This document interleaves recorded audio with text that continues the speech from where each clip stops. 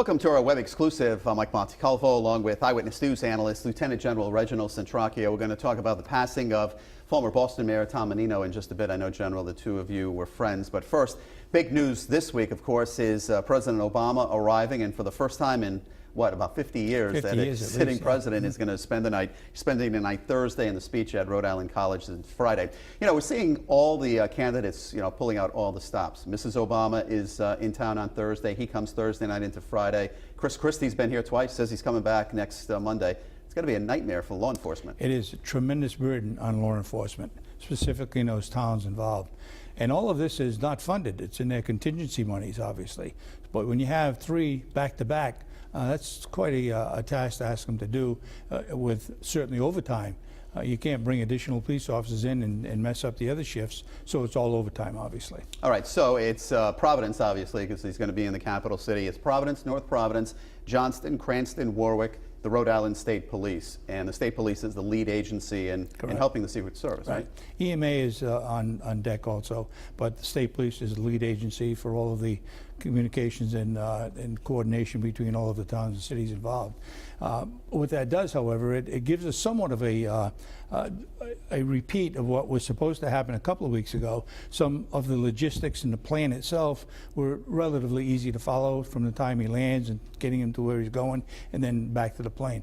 The difference here is they're staying overnight. That's a significant change. And then when did they start putting that together? You know, they just announced a few days ago he was coming. They had to have an idea when they canceled that this was possibly going to happen. I'm sure they did. You know, that was 2 weeks ago, and within those 2 weeks, there had to be a plan. I'm sure there was a plan because I've seen aircraft come in and out of Green over the last several weeks, and also you see some additional security in the area. In fact, today on the way here, I saw one motorcade going the other way and one coming back the other way. So you know that this just isn't something that happened yesterday. It's well in the planning of at least a couple of weeks. Well, I spoke to the Deputy Police Chief in Johnston, Dan Perillo. He said 27 of his officers, and they have under 100 officers in Johnston, 27 of his officers were on this beat. What are they going to do?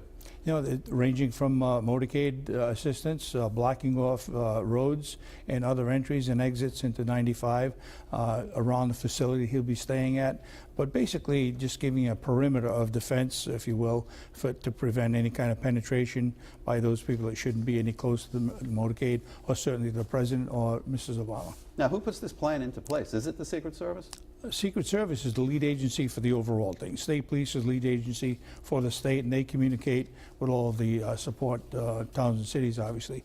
But Secret Service has the plan no matter where they go. And the Secret Service is also following Mrs. Obama, too. You know, we saw Chris Christie on Federal Hill this week. He was walking around with an entourage.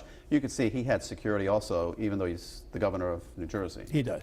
You know, when that happens, when they go to different places, they're not authorized, obviously, Secret Service, unless they're a major candidate.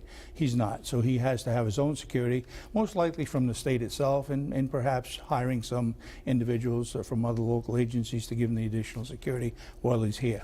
All right, before we get to Tom Menino, let's quickly talk about the whole Ebola issue that's going on right now. We're seeing a nurse who was supposed to be quarantined in her home for 21 days. As of right now, she's still there, but she says she's going to leave. How has this gotten out of hand at this point? It's gotten out of hand because I don't think that it was clear enough by CDC as to what the protocol should be, what quarantine means, and in fact, several of the states are not in compliance with the guidance that was given from CDC. So you can say this is what you should do, but the states will do whatever they want to do. In the case of Maine, that is the case. In the case of Rhode Island, they wouldn't subscribe to it. But I think the bottom line is we need to come up with one policy to make everybody safe. Tom Menino passed away at the age of 71 from cancer. What was he like? Good friend, very hospitable. You could talk to him just like we're talking now.